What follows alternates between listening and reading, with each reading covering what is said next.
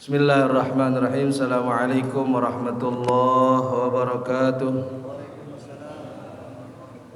Ya Rabbi bil Mustafa balligh maqasidana waghfir lana ma madha ya wasi'al karami ya Rabbi bi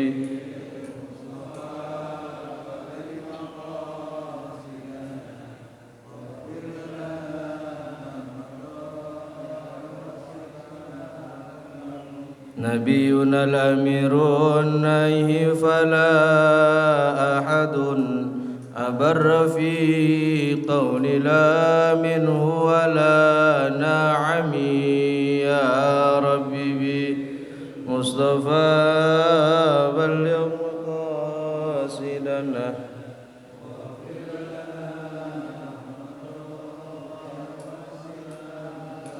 محمد ذكره روح لأنفسنا محمد شكره فرض على الأمم يا ربي بالمصطفى آمين يا الله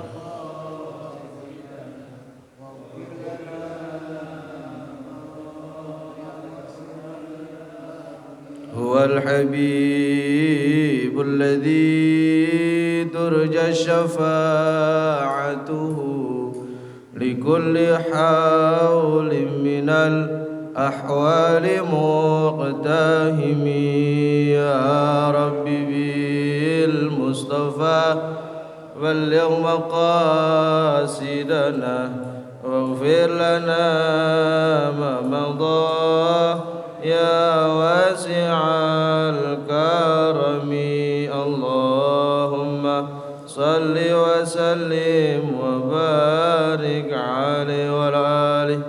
الفاتحة إلى حضرة النبي محمد صلى الله عليه وسلم وأزواجه وذريته وأهل بيته أجمعين. الفاتحة ثم خصوصا المر شيخنا مرب الروح وبكي جمعة إسحاق بن سلاسة وصور وفروهم ثم إلى رحمه مغفر له الساجن هجمة تجمعني بن مولي وصور وفروهم أن الله يغفر لهم ورحمهم تكشم الرحمة والمغفرة يعيد علينا من بركاتهم وأسرارهم وأنوارهم وعلومهم ونفحاتهم في الدين والدنيا والآخرة.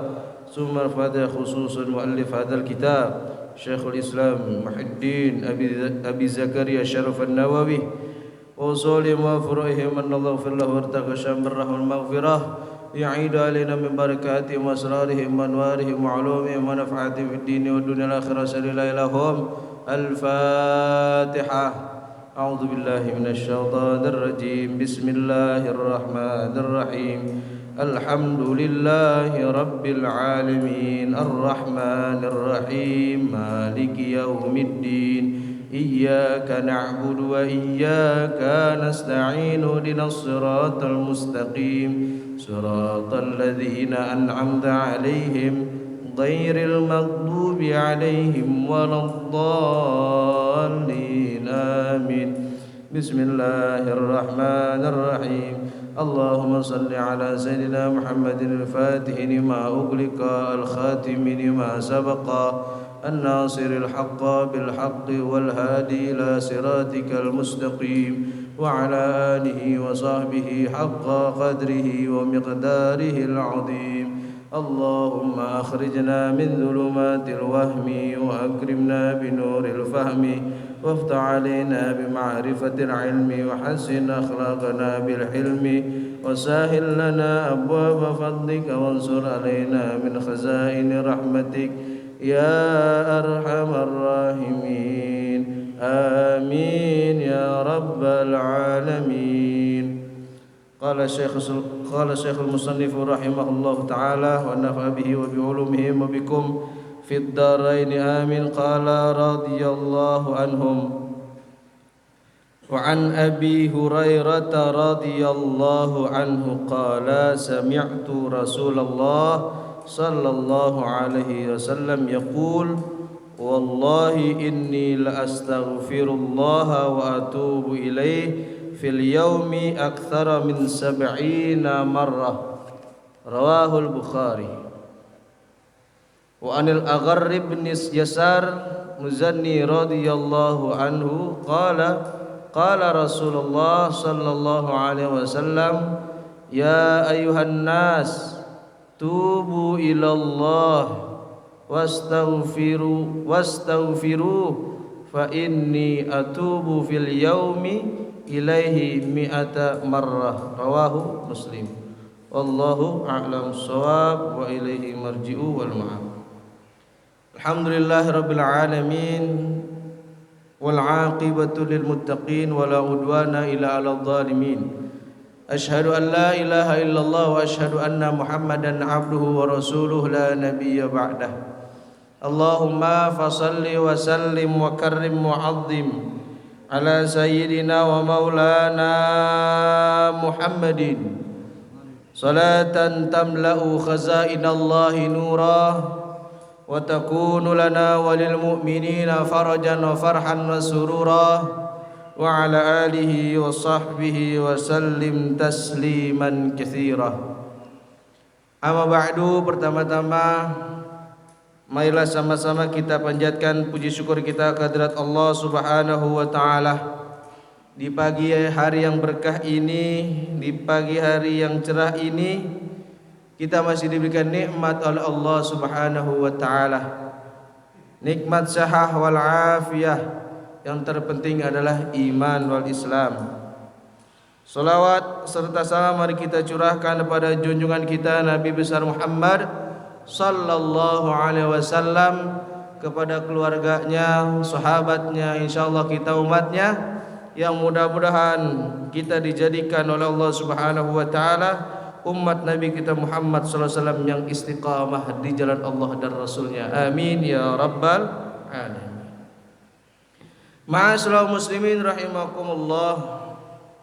Sebelum saya belajar berpidato dari beberapa hadis dari Nabi kita Muhammad sallallahu alaihi wasallam, saya kemarin habis lihat-lihat YouTube yang ditayangkan oleh channel kita, channel Masjid Darul Rahman. Ada YouTube-nya, Pak.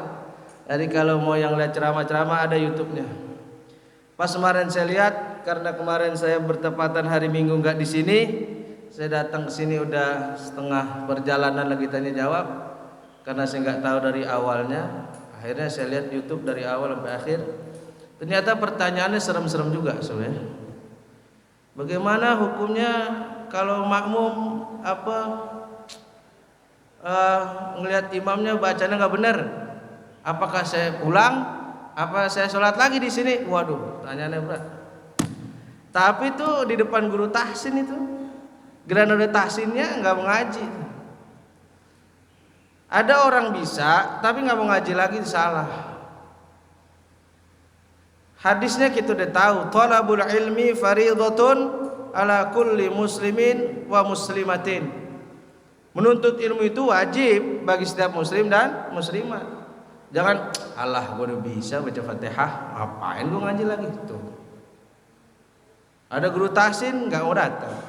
Dulu guru kita almarhum almaghfurlah Bapak Kiai Muhammad Ishaq pernah bercerita di pengajian hari Jumat, emang sedikit aja katanya.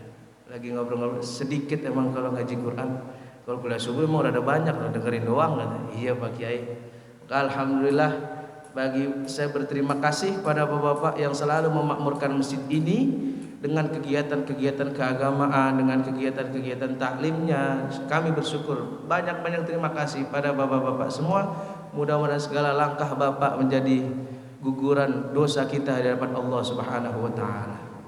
Tapi saya pikir-pikir, kalau dia nanya seperti itu, saya nggak tahu namanya, orang nggak disorot orangnya, cuma kedengaran suaranya juga nggak jelas karena mic-nya di sini. Cuma mic itu doang, saya nggak tahu orangnya mana. Kalau dia bilang kalau saya pulang sholat lagi, ngulang lagi gimana tuh? Kalau seulang gimana hukumnya? Kalau dia tahu berarti nggak jadi imam, berarti dosa besar. Udah diterangin kemarin sama Pak Imam kita, Pak Imam Ustadz kita sebelah kita. Maka jangan, kalau jadi orang itu jangan banyak nanya. Orang banyak nanya kadang suka keder. Bani Israel banyak nanya, kutuk jadi monyet. Kenapa nggak boleh banyak nanya? Karena pertanyaan itu bisa jadi membebankan kita. Contoh. Ustadz, saya mau nanya, tahajud itu berapa rakaat? Oh, terserah. 11 boleh.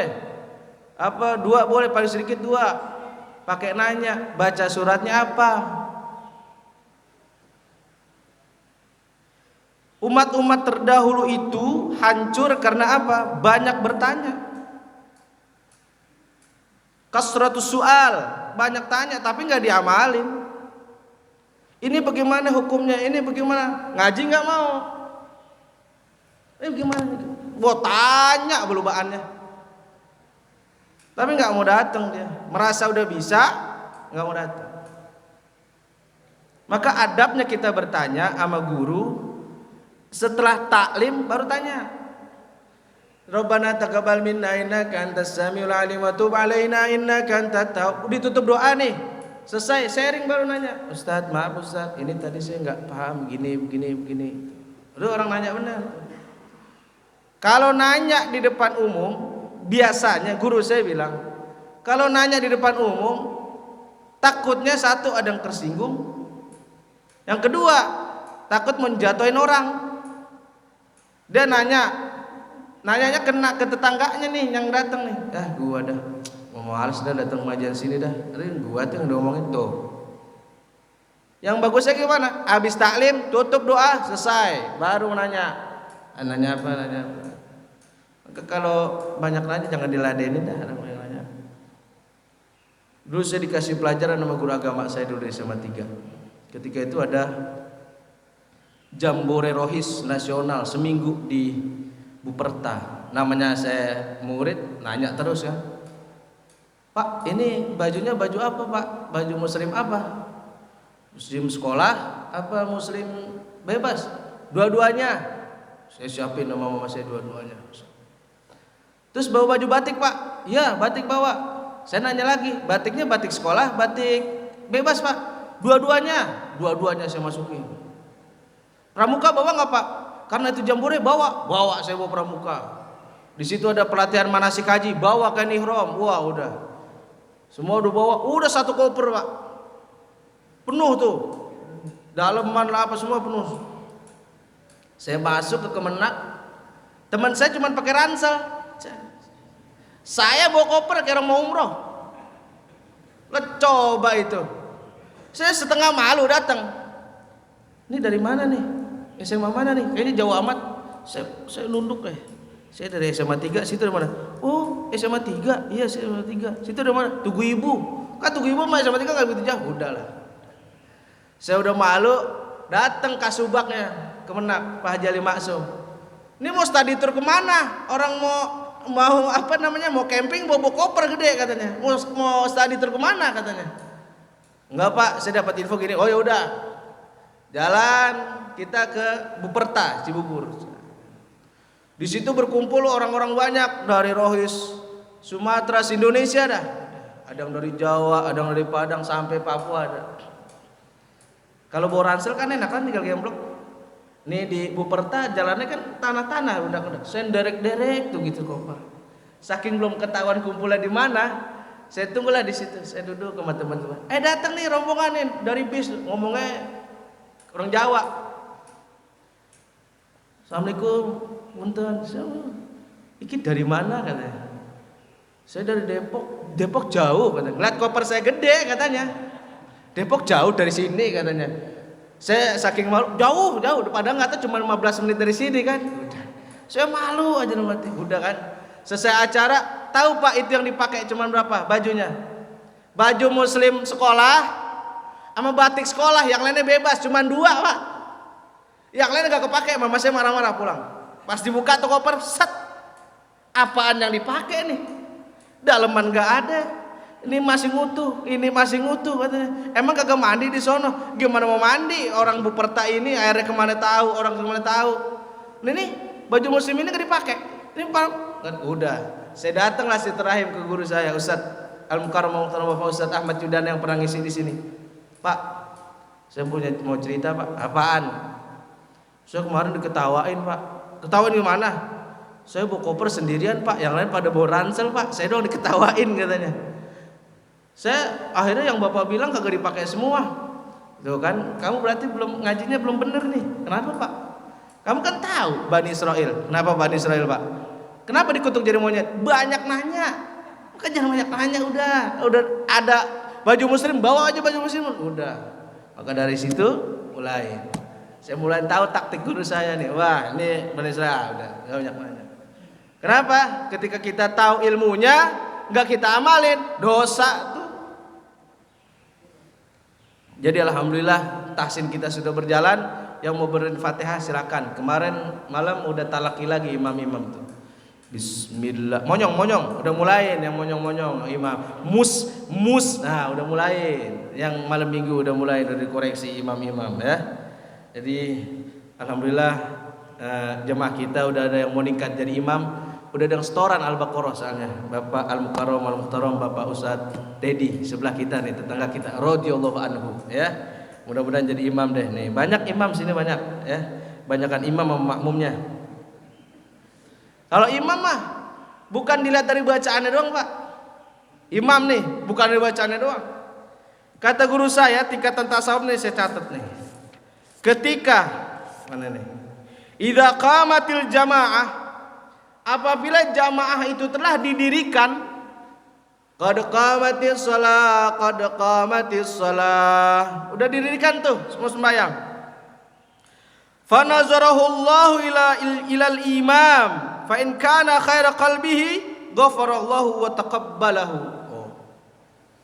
Apabila telah didirikan salat, maka Allah lihat hati seorang imam itu, hatinya benar, maka semuanya jemaahnya ghufirallahu lahu, semuanya diampuni oleh Allah Subhanahu wa taala. Hatinya tuh. Coba kalau bacanya fasih. Bismillahirrahmanirrahim. Bacaan gue dong paling bagus nih. Alhamdulillah. Apa hatinya bagus? Udah gitu jadi imam juga enggak sembarangan. Enggak boleh pakai celana pendek, tanya Pak Ustaz. Enggak boleh pakai celana pendek, enggak boleh celana kemari ke celana pendek, enggak boleh tuh imam. Mesti wara. Maka kalau ustadz orang-orang kampung dulu imamnya nggak pernah ganti sebelum dia mati. Tuh, orang kampung karena dia tahu akhlaknya, waraknya. Sekarang aja orang banyak nanya, bacaannya gimana sih bacaannya? Jangan dah. Maka kita serahkan aja pada Allah Subhanahu wa taala, mudah-mudahan salat kita diterima oleh Allah Subhanahu wa taala. Jangan ragu-ragu. Gua ragu sembahyang dari Rahman, kata imannya pada ini semua kagak berak, dianya kagak ngaji. Dia sholat sendiri di rumah bacaan Fatihah nggak berak, ya nggak jadi juga sembahyang. Gimana sih? Tuh, jadi jangan ragu-ragu sholat di sini ya. Ditanggung sama Pak Imam kita, Pak Ustadz Bambang radhiyallahu anhu ya. Mudah-mudahan kita masuk, kita sedikit apa yang telah kita pelajari malam Sabtu kita ulang lagi, yang telah dikasih ilmu oleh guru kita Mukarram Al-Muhtaram Bapak Ustadz Muhammad Abduh. Babut taubah, babnya tentang taubat. Taubat itu syaratnya ada 3. Ini penjelasannya panjang, saya ringkas. Taubat itu syaratnya ada 3. 1, ayyuqli'a anil ma'siyah, dia nggak mau lagi ngelakuin maksiat. Wasani an-nadma ala fi'liha, dia menyesal atas perbuatannya maksiat tadi, dia menyesal. Salis, yang ketiga, ayyazima alla ya'uda ilaiha abadan. Yang ketiga, dia berjanji, bertekad dia tidak akan mengulangi kesalahan-kesalahannya yang kemarin telah diperbuat, dia ulangi. Nah, itulah disebut nama taubat. Wajib tuh taubat. Taubat setiap habis sholat kita taubat. Assalamualaikum warahmatullahi wabarakatuh. Assalamualaikum warahmatullahi wabarakatuh. Astaghfirullahaladzim, astaghfirullahaladzim, astagfirullah. Itu taubat tuh minta ampun. Kalau ghafara artinya tutupan. Kalau orang Arab bilang maghfara tuh artinya baju perang yang terbuat dari besi. Maghfar. Sama kayak kita to'am kan makanan. Bahasa Arabnya to'am kan maknanya makanan. Bizyadati mim ditambah dengan mim, mat'am jadinya restoran. Ghasa ya gus ya ghasa istighasah, memohon perlindungan, istighasah. Maka pentingnya belajar bahasa Arab begitu dikit-dikit biar kelihatan kayak orang benar. Malam Sabtu alhamdulillah jemaah udah banyak. Karena dirubah kurikulumnya menjadi kurikulum merdeka malam Sabtu bahasa Arab. Jadi pakai kajian hadis tematik, bahasanya kitab Riyadhus Shalihin. Bapak-bapak yang mau datang ngaji, datang malam Sabtu. Enggak ditanya bahasa Arab, enggak, udah ganti kurikulum merdeka. Jadi muridnya pada merdeka semua, ya. Hadisnya wa an Abi Hurairah radhiyallahu an, dari Abu Hurairah radhiyallahu an, semoga Allah meridhoinya. Qala sami'tu Rasulullah sallallahu alaihi wasallam, berkata aku mendengar Rasulullah sallallahu alaihi wasallam bersabda, yaqul wallahi, demi Allah. Wa-nya di situ waw qasam. Artinya waw qasam dalam bahasa Arab sumpah. Mana waw sumpah? Wattini wazzaitun. Wa-nya tuh demi buah tin, itu sumpah tuh. Wal asri, demi masa, demi waktu. Sumpah tuh. Wallahi inni la astaghfirullah, demi Allah sesungguhnya aku bermohon kepada Allah, beristighfar kepada Allah, wa atubu ilaih, dan bertaubat pada Allah, fil yaum, di satu hari, aktsara min sab'ina marrah. Ini Nabi nih, Nabi yang jaminannya sudah dijamin, sudah maksum, sudah terpelihara oleh Allah Subhanahu wa taala, sudah dijamin masuk surganya Allah Subhanahu wa taala, tapi masih astaghfirullahalazim, astaghfirullahalazim, masih istighfar, memohon ampun. Maka kalau bulan Rajab ada zikirnya khusus tuh bulan Rajab. Rabbighfirli warhamni wa tub alayya, Rabbighfirli warhamni wa tub alayya, yang 70 kali. Di luar itu boleh? Boleh. Ada lagi doa selain doa istighfar yang sering saya baca, yang saya diajar sama guru saya, Allahumma maghfiratuka awsa'u min dzunubina wa rahmatuka arja indana min a'malina. Tuh. Boleh. Itu istighfar juga, mohon ampunan. Jadi Nabi, kata Nabi, sungguh demi Allah, sungguh aku beristighfar pada Allah, mohon ampun pada Allah Subhanahu wa taala, dan bertaubat pada Allah Subhanahu wa taala fil yaum, di satu hari, lebih banyak, aktsara, lebih banyak min sab'ina marrah, daripada 70 kali. Rawahu Bukhari. Istighfar, astagfirullah. Udah pernah dengar kan kisah Imam Ahmad bin Hambal ketika dia mau tahu-tahu mau jalan aja keluar. Ketika nyampe ke masjid, nggak boleh tidur masjid. Keluar. Orang-orang masjid nggak tahu itu imam besar. Wah, ada tukang roti. Wahai Tuhan, marilah mampir ke rumah. Disuruh mampir ke rumah. Saya numpang istirahat, kata Imam Ahmad bin Hambal. Ya silakan, kasih tempat tidur yang layak. Setengah tidur, Imam Ahmad bin Hambal dengar nih tukang roti lagi ngadonin rotinya. Astagfirullah, astagfirullah, astagfirullah, astagfirullah, astagfirullah, astagfirullah. Dari mana? Bangun Imam Ahmad bin Hambal. Wahai Tuhan, kenapa engkau selalu mazimkan istighfar? Dari ngadonin sampai ngaduk, selalu istighfar pada Allah Subhanahu wa taala. Kenapa? Wallahi, demi Allah, ya Tuhan, saya mengamalkan ini, semua hajat saya dikabulkan oleh Allah Subhanahu wa taala. Cuman satu yang belum. Apa itu? Saya cuma mau satu terakhir di hidup saya mau bertemu dengan Imam Ahmad bin Hambal. Oh, nangis tuh Imam Ahmad bin Hambal. Inilah yang menjadi sebab saya tahu-tahu mau keluar untuk melewati sebuah kampung dan bertemu dengan kau. Ana Imam Ahmad bin Hambal nangis berpelukan. Alhamdulillah, tamam, nikmatku telah sempurna, segala niat dan hajatku dikabulkan oleh Allah Subhanahu wa taala. Ada lagi kisah Sultan Murad. Sultan Murad gitu juga, dia mau keluar aja pada jalan tanpa pengawalan. Suatu liwat ada perkumpulan kayak apa klub malam, ada PSK, di situ ada yang meninggal, ada yang mati itu. Enggak ada yang mau nyolek tuh jenazahnya. Kata Sultan Murad, kenapa nih enggak mau dia ambil nih, ini jenazah nih. Enggak, ahli maksiat, aku tidak sudi, kata orang-orang sebelah. Yang orang enggak, saya enggak sudi. Nyolek ini jenazah tukang ahli maksiat. Setiap malamnya dia pergi ke PSK, setiap malamnya dia pergi untuk meminum khamar, setiap malamnya dia pergi ke bar-bar yang berjudi, dia semua sokong semua. Wow.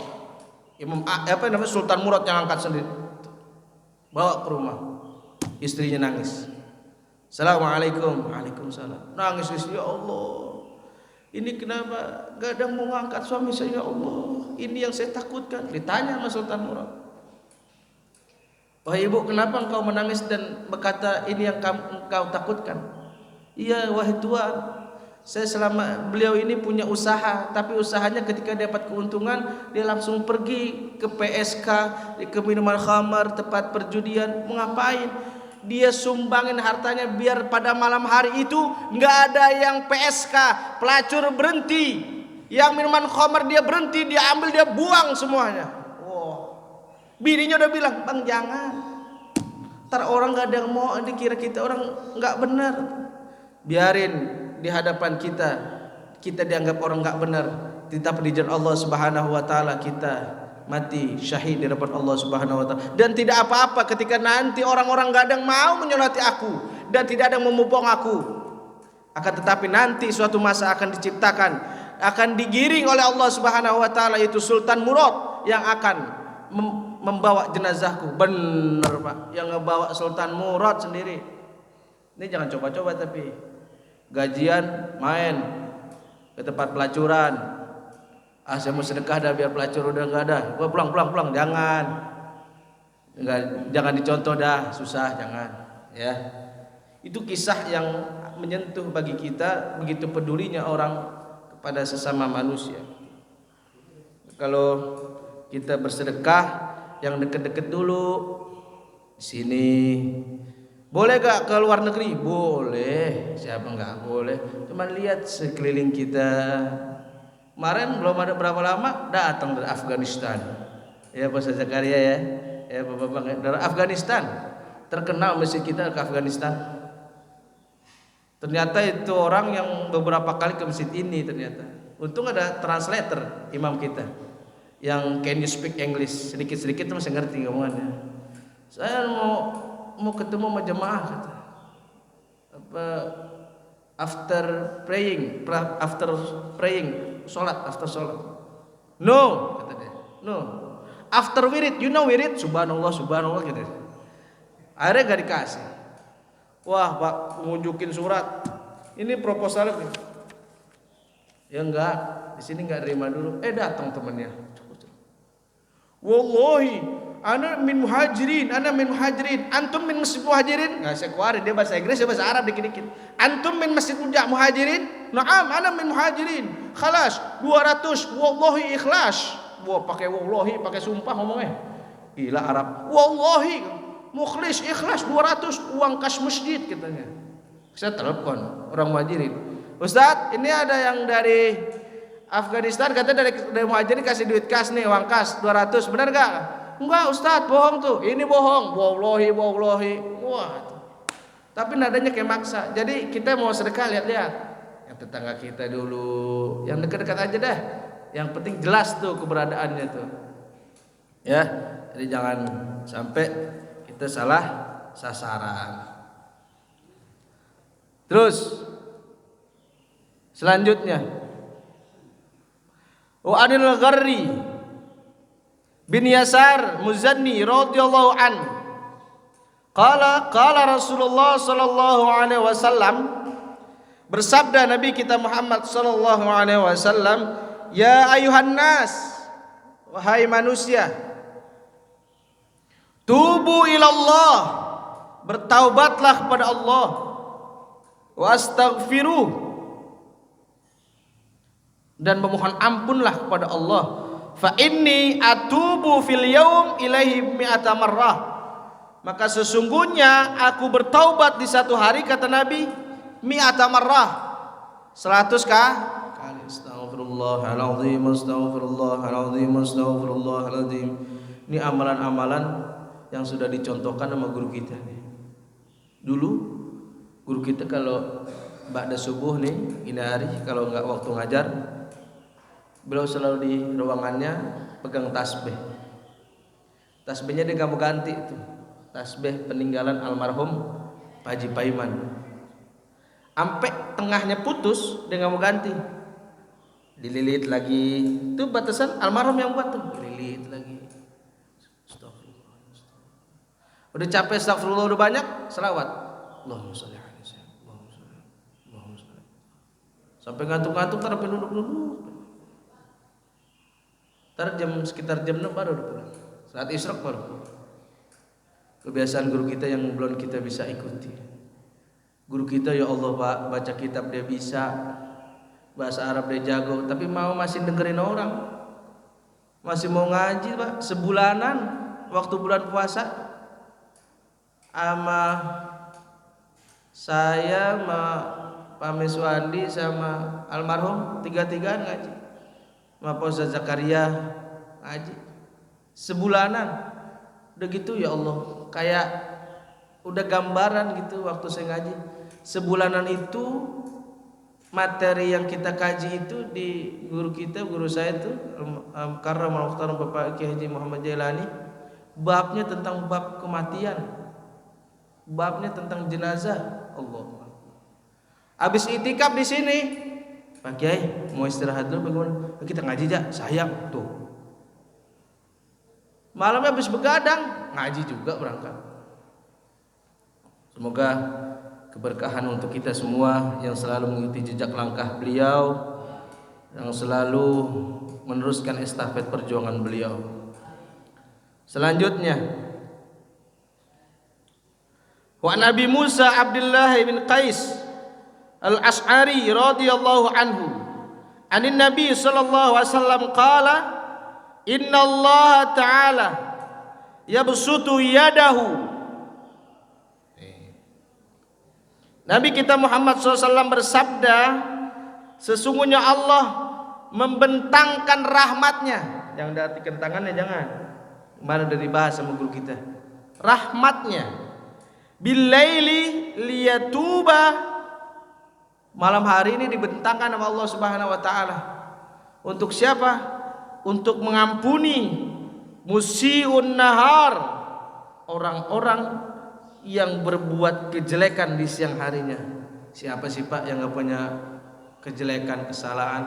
Al-insan mahalul khata' wan nisyan. Manusia tempatnya salah dan lupa. Gak ada tuh manusia yang benar aja. Gak ada juga manusia yang salah melulu, gak ada. Maka kalau kita benar terus, wah jangan. Maka keistimewaan dari umat Nabi kita Muhammad SAW, ketika kita mempunyai kesalahan, mempunyai kita dosa, itu dosanya nggak ditampakkan oleh Allah Subhanahu Wa Taala. Umat-umat terdahulu, kata guru saya, ketika berbuat dosa, rumahnya depan pintunya langsung tertulis, Fulan telah melakukan ini. Fulan telah melakukan kemaksiatan ini. Di pintu rumah itu sudah tertulis semua. Otomatis, bukan hansip, bukan satpam yang nulisin, otomatis. Umat Nabi Lut, segala macam lesbi, homo. Ketika itu Allah turunkan azab, orang beriman singkirin. Tapi hujan batu, ditimpain batu. Termasuk siapa? Istrinya Nabi Lut. Itu istri Nabi Pak, apalagi istri RT. Istri Nabi nih enggak dapat hidayah. Nabi Nuh alaihi salam, umurnya berapa umatnya Nabi Nuh? Seceng kurang gocap. Berapa tuh? 9,5. 950 umatnya, termasuk anaknya Kan'an. Anyut. Disuruh naik ke kapal, dia enggak mau naik ke kapal. Lari ke gunung, habis gunung sama air, banjir. Tapi umat Nabi kita Muhammad sallallahu alaihi wasallam, dalam Al-Qur'an Allah jelaskan, saya catat, "Wa ma kana Allah li'adzibahum wa anta fihim." Dan Allah tidak akan mengazab mereka, sedangkan kamu ya Muhammad masih berada di tengah-tengah mereka semua. Enggak ada yang diazab. Enggak ada yang diazab. Selagi Nabi Muhammad SAW itu ada, enggak bakal diazab. Terus kita bagaimana umatnya nih? Udah enggak ngalami Nabi. Lihat. Selanjutnya, wa ma kana Allah mu'adzibahum wa hum yastaghfirun. Dan tidak pula Allah mengazab mereka sedang mereka di antara mereka masih ada yang mohon ampun pada Allah Subhanahu wa taala. Masih beristighfar pada Allah, masih mau ngaji, enggak bakal kena azab. Keberuntung umat Nabi kita Muhammad sallallahu alaihi wasallam. Kita dijadikan umat Nabi kita Muhammad sallallahu alaihi wasallam. Allah malamnya Allah bentangkan rahmatnya untuk kita bertobat pada Allah Subhanahu wa taala. Enggak bisa malam, Allah bentangkan lagi, lihat. Wa yabsutu yadahu bin nahar, dan Allah bentangkan lagi rahmatnya pada siang hari. Untuk apa? Liyatuba musiul lail, untuk orang-orang telah berbuat maksiat, telah berbuat jelek di malam hari, maka bertobat di siang hari. Hatta tatlu'a syamsu min maghribiha. Terus berulang-ulang setiap hari Allah bentangkan rahmatnya di malam, Allah bentangkan rahmatnya di siang untuk orang-orang bertaubat pada Allah, beristighfar pada Allah, sampai nanti waktunya ketika matahari terbit dari barat, terjadilah kiamat. Beruntung kita dijadikan umat Nabi kita Muhammad sallallahu alaihi wasallam. Umat Nabi Musa disuruh ibadah hari Sabtu, dia malah mancing. Ini bukan larangan untuk orang mancing hari Sabtu, bukan. Emang begitu.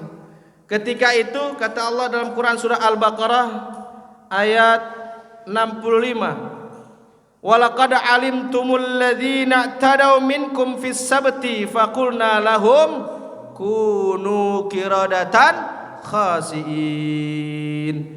Dan sesungguhnya telah kamu ketahui orang-orang melanggar di antara kamu pada hari Sabtu, lalu kami berfirman kepada mereka, jadilah kamu kera yang hina. Tuh, umat Nabi Musa nih disuruh ibadah hari Sabtu enggak mau. Kenapa Pak? Ketika hari Sabtu itu waktu kita ngaji di kitab tafsir Jalalain itu, kenapa dia hari Sabtu disuruh ibadah? Godaannya berat. Kenapa godaannya berat? Ketika hari Sabtu ikan-ikan itu banyak. Hari Sabtu, hari lain mau begitu banyak. Ketika hari Sabtu ikan itu banyak, maka orang-orang yang umatnya Nabi Musa namanya Ahlul Ailah, namanya di situ disebutkan dalam tafsir Jalalain Ahlul Ailah. Siapa Ahlul Ailah? Dijelaskan lagi di tafsir Sawinya. Kaum Ahlul Ailah itu ialah 70.000 kaum yang tinggal di kampung Ailah, makanya Ahlul Ailah 70.000. 70.000 ini umat Nabi Musa, 70.000 di kampung Ailah.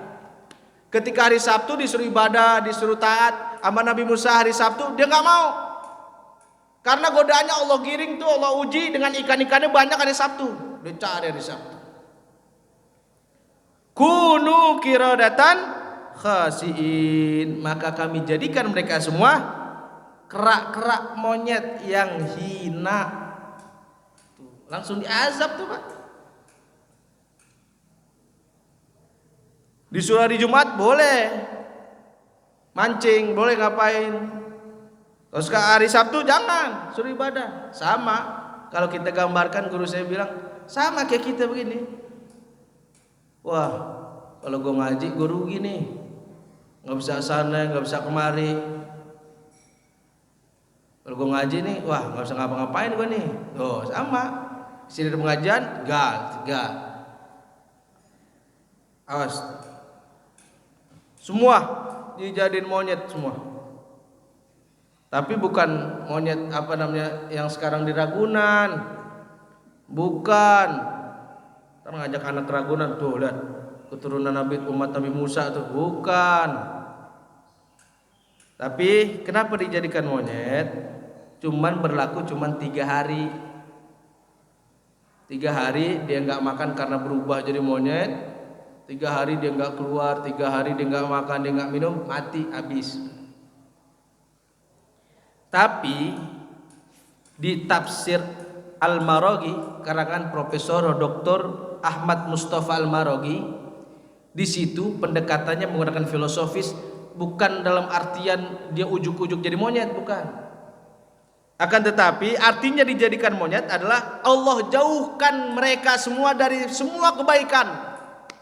Nggak mau dikerjakan kebaikan, monyet, hina, nggak mau dikerjain kebaikan sedikit pun. Begitu apa?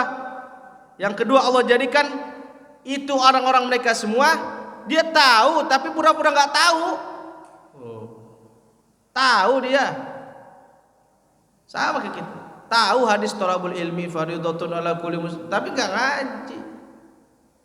Oh, gue udah bisa, ngapain gue ngaji lagi? Maka kalau orang ngaji siap-siap dihinakan. Tuh kalau guru saya bilang, kalau orang ngaji nggak siap dihina mah jangan ngaji. Lah kalau ke bengkel aja benerin motor ada yang digetok. Kayak kemarin tahsin di sini hari Minggu, ya Allah, sampai jam 9. Sampai datang lagi nasi uduk, nasinya sampai berkeringat, jam 9 baru makan.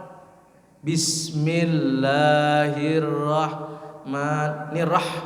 Haknya bersih tuh guru bingung tuh lak-lakannya. Bismillahirrahmanirrahim. Mustaqim. Mus yang lulus orang tua kita tuh Pak Haji Dendi udah lulus, Pak Bambang udah lulus, kita masih belajar. Mus. Nah, tadi juga ada yang izin nih hari ini, ada beberapa yang mau ketemu Ustadz Raden di Istiqomah, ada yang mau ngikut jam 6, maka enggak lama-lama jam 2 selesai. Serah yang mau talaki, bacaan Fatihah. Cuman kan yang masih susah kan kadang-kadang kita terbawa sama dialek. Kadang ada juga yang karena udah biasa baca Fatihah bukan bismillah. Bismillahirrahmanirrahim. Ada lagi yang hak dibaca kaf. Itu biasanya dialek orang negeri Jawa. Alhamdulillah. Jadi dulu di kampung daerah Jawa ada orang punya pohon jati. Suatu hari kena angin ribut nih, pohon jati rontok semua, habis semua jatuh. Di sebelah ada rumah nenek-nenek, jatinya akur, kagak jatuh. Ditanya, Mbah, iki ngamalin apa Mbah? Kayu jatine ora roboh Mbah. Aku sing baca ya kayuku ya kayumu ya kayuku ya kayumu. Maksudnya ya hayu ya qayyum. Karena itu pohon jati udah gitu pas dia enggak bisa ngomong hak ya kayuku ya kayumu ya kayuku ya begitu aja kayuku ya kayu. Karena kagak ngaji. Gitu juga kayak orang logat Sumatera. Logat Sumatera, Assalamualaikum warahmatullahi wabarakatuh Sumatera. Insyaallah la ilaha illallah Muhammad Rasulullah nasrum minallah. Orang awak. Kalau indak mengaji nyok aku ba'a la ilaha illallah. Orang awak. Orang Padang tuh. Jadi sama-sama dah. Ra dibaca ra ada. Alhamdulillahi rabbil alamin. Gitu kan kalau enggak ngaji kan enggak tahu. Tapi dengan ngaji itulah dosa-dosa kita diampuni Allah Subhanahu wa taala. Diterima amal ibadah. Yang dosa itu ketika udah enggak bisa kagak ngaji. Kalau bahasa anak pesantren jahil murakab namanya. Bodohnya double. Di sini udah ada guru, tapi nggak bisa, nggak mau ngaji. Tuh. Alhamdulillahi rabbil alamin. Mustaqim, kan pakai qaf tuh. Mustaqim.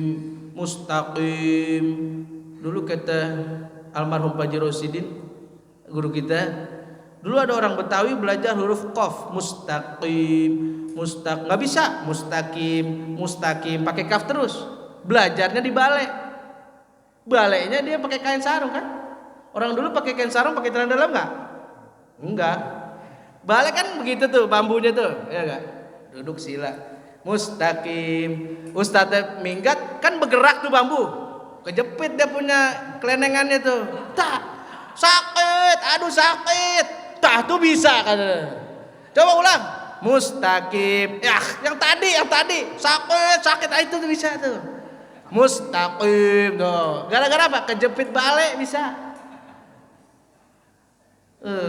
Haji Rosidin tuh kalau masih hidup boleh ditanya orangnya, ada tuh gitu tuh. Dulu gitu tuh. Jangan dah Kak belajar ngaji tuh. Guru tahsinnya modelnya beda. Kalau dulu mah digentak-gentakan. Kalau sekarang kan enggak. Mulutnya coba dilihat mulutnya. Dulu enggak dijelasin izhar, enggak dijelasin ikhfa. Bacanya dengung tuh, begitu aja. In kuntum dengung, enggak dijelasin ikhfanya enggak. Dengung. In kuntum. Sama kan? Sekarang beda zaman beda materi beda model pembelajarannya beda ya. Jadi sama-sama kita belajar, sama-sama kita mengaji. Alhamdulillah ada guru-guru kita di sini. Ada Ustadz Abduh yang menjelaskan ini, ada yang menjelaskan fikih juga. Jangan dikira Quran doang yang penting, lah fikih juga penting kan. Kemarin mandi hadas besar gimana caranya? Apa aja yang mewajibkan mandi hadas besar, rukun-rukunnya apa, sunnahnya apa. Coba kalau nggak ngerti begituan, habis kita. Sholat gimana cara yang membatalkan sholat? Allahu Akbar gimana caranya itu? Fikih itu jangan dikira tahsinnya doang. Baca Quran dulu, tapi nggak ada kajian fikihnya dia nggak tahu, awas. Fardul kifayah kalau nggak ada ngaji nih, aduh dosa. Beruntung kita. Maka saya banyak-banyak terima kasih pada bapak-bapak yang masih memakmurkan masjid untuk mengambil peran perwakilan daripada RW kita yang ngaji di sini. Alhamdulillah. Dengan berkat bapak-bapak itu RW kita, kampung kita aman, diberikan keberkahan oleh Allah Subhanahu wa taala. Maka umat Nabi kita Muhammad SAW dibagi menjadi 3. Dalam Quran surah Ar-Fatir ayat 35, ayat 32. Tsumma awrasnal kitaba alladhina istafaina min ibadina faminhum zalimun li nafsihi wa minhum muqtasid wa minhum sabiquna bil khairat. Sabiqum bil khairat biiznillah, dzalika huwal fadlul kabir. Kata Allah berfirman, kemudian kitab ini kami wariskan kepada orang-orang yang telah kami pilih di antara hamba-hamba kami. Lalu di antara mereka, lihat, udah dipilih di antara kami 3, lihat. Yang pertama, zalimun li nafsi. Orang yang masih banyak maksiatnya, tapi dia enggak tinggal sembahyang, dia enggak tinggal sholatnya juga masih belang bentong, kadang sembahyang kadang enggak, tapi dia masih mau ibadah dia. Pertama, zalimun li nafsi. Yang kedua, wa minhum muqtasid. Yang kedua, tengah-tengah. Kita ada di mana nih? Yang tengah-tengah, ibadah wajibnya full, tamam, sempurna, tapi sunnahnya ada yang terlewat. Ada beberapa sunnah yang enggak dikerjakan, muqtasid. Yang ketiga, wa minhum sabiqum bil khairat biiznillah, dzalika huwal fadlul kabir. Yang ketiga adalah orang-orang yang berbuat kebaikan dengan izin Allah Subhanahu wa taala. Yang demikian itu adalah karunia yang amat besar. Dari ketiga ini ada potensi-potensi untuk 3 kelompok ini mendapatkan surganya Allah Subhanahu wa taala. Yang pertama, zalimun li nafsi. Yang orang masih maksiat tapi ibadahnya, sholat masih ada, masih belang bentong tapi dia sholat, masih memperbaiki dirinya. Yang pertama masuk surga dengan syafaat baginda Rasulullah sallallahu alaihi wasallam, dengan sesuai dengan hadis Nabi kita Muhammad sallallahu alaihi wasallam, syafaati min ahlil kabairi li ummati. Syafaatku nanti aku khususkan yang pertama untuk orang-orang pendosa besar tapi di hatinya masih ada kalimat la ilaha illallah. Yang kedua, wa minhum muqtasid. Yang kedua, orang yang tengah-tengah, ibadah wajibnya udah dilaksanakan tapi beberapa sunnah yang masih kekurangan, dia masuk surga dengan rahmatnya Allah Subhanahu wa taala. Yang ketiga, sabiqum bil khairat, orang-orang yang telah ibadahnya sudah sempurna, wajibnya dijalankan, sunnahnya dijalankan, enggak pernah ketinggalan. Sabiqum bil khairat, masuk surga bighairi hisab, tanpa hisab, langsung masuk. Maka jangan berputus asa ketika kita masih banyak dosa pada Allah Subhanahu wa taala. Kata Allah, wala tayasu min rahmatillah, jangan kau putus asa atas rahmatnya Allah Subhanahu wa taala. Allah masih buka pintu taubat kita selagi masih matahari terbit dari timur. Sebelum kita napas di tenggorok, yugargir. Yang terakhir, wa an Abi Abdurrahman Abdul Umar Khattab radhiyallahu anhuma anin Nabi sallallahu alaihi wasallam qala innallaha azza wa jalla, sesungguhnya Allah Subhanahu wa taala yaqbalu, pakai fiil mudhari, maknanya istimrar, selalu menerima taubat. Yaqbalu taubatal abdi malam yughargir. Allah Subhanahu wa taala selalu membuka pintu taubatnya kepada hambanya malam yughargir, sebelum napas sampai di tenggorokan. Udah ngap-ngapan. Kematian seorang hamba bagaimana kebiasaannya? Dulu kata waktu saya ikut subuh gabungan, ada kiai berceramah. Dulu ada orang biasa ngomong buset, apa-apa buset. Ketika matinya ngomongnya ditalkin yang sebelah, la ilaha illallah buset, la ilaha illallah buset, la ilaha, bu ditekap sama kiainya, bu berhenti kan, kirain dibuka selesai, set. Orang mati bagaimana kebiasaannya? Lah benar-benar. Kalau kita nanti yang orang istiqomah sering saya sampaikan, malaikat rahmat yang datang. Ala takhafu wala, jangan takut, jangan sedih. Ayo pulang. Jangan maka baca Al-Qur'an, baca zikir pada Allah Subhanahu wa taala. Kalau kesandung tuh, ya. Kalau kesandung jangan la ilah,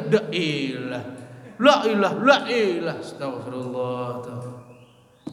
Maka dosa-dosa kita bisa diampuni oleh Allah Subhanahu wa taala berkat kita punya doa, berkat kita punya istighfar, dan bisa jadi dosa kita diampuni berkat siapa? Doa anak-anak kita, doa jamaah kita, doa murid-murid kita. Ada orang biasa-biasa saja ibadahnya, tapi masuk surga begitu tinggi. Apa kata malaikat? Kamu berada di sini bistighfari wala dikalaka. Kamu bisa hadir di surga yang begitu tingginya. VIP. Dekat apa? Bistighfari wala dikalaka. Engkau bisa hadir di surga ini dengan apa? Doa anakmu, istighfar anakmu. Ada kisah terakhir penutup. Ada penjual gemblong. Nah, ini makanan. Karena udah menutup, kita bahas makanan. Ada penjual gemblong. Penjual gemblong biasa kan nenek-nenek, ya kan?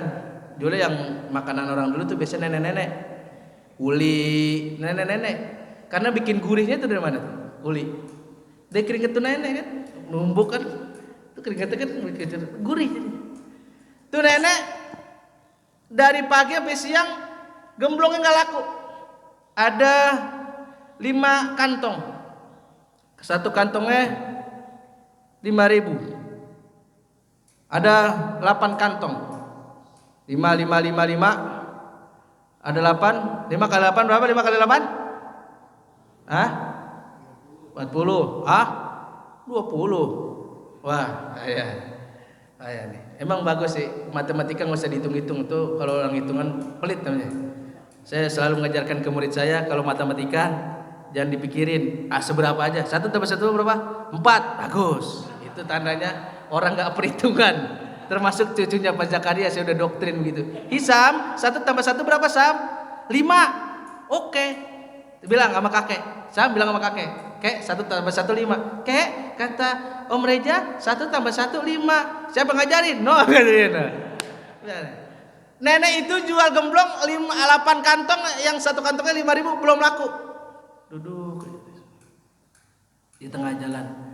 Ada orang kaya, sepatunya lancip kayak buaya, turun dari mobil, lihat nenek, cuma ngeliat doang. Nenek gemblong, excellent.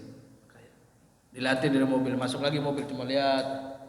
Ada lagi anak kecil, lari dengan senangnya, habis hari itu hari Jumat, dia lari. Bawa duit 50.000, 10-an ya 5. Nek, ini gemblongnya berapa nek? Satunya nek 5.000 nak. Oh 5.000 ya. Ada berapa nih? Ada 8. Saya beli ya. 50.000 dikasih semua. Nenek. Mestinya kembali berapa? 10.000. Kembalinya buat nenek. Ini gemblong saya ambil, ini buat nenek lagi. Terserah mau diapain. Artinya apa tuh? Anak bersedekah dengan duit 50-nya untuk si nenek. Apa kata nenek? Alhamdulillah ya Allah, doa saya dikabul yang semalam. Karena cucu saya sudah lama sakit. Saya mau ke dokter, tapi nggak ada duit. Hari ini aku nerima duit 50.000. Aku pergi ke dokter, sampai ngejerit. Itu yang di mobil tadi. Lihat, wih gila, anak kecil nyumbang 50.000. Keluar mobil. Ente orang kaya? Enggak pak, saya bukan orang kaya. Itu tadi 50.000. Ayah saya yatim pak, saya udah 6 bulan yatim. Saya dikasih uang jajan sama ibu saya Senin, Selasa, Rabu, Kamis, Jumat 5 hari. Seharinya 10.000 pak, kata tuh anak.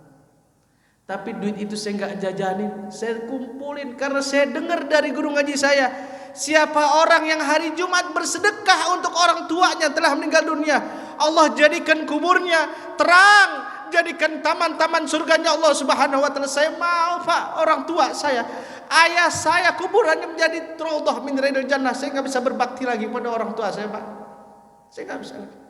Hanya ini yang bisa saya beri kepada orang tua. Saya mau orang tua saya jadi kuburkan jadi enak, jadi tenang, jadi raudhah min riyadil jannah. Saya yatim, saya cuma ngumpulkan duit dari orang tua saya nggak jajanin pak. Saya kata, apa tuh kata orang? Itu orang kaya bergegas untuk menyusul tuh nenek ke dokter. Akhirnya apa tuh nenek dicegat sama orang kaya. Stop nek, gak usah. Saya bayarin nenek berapa? Punya berapa, duitnya berapa saya kasih. Dikasih pak tuh duitnya. Nenek gak usah bayar, saya yang tanggung. Berkat apa pak?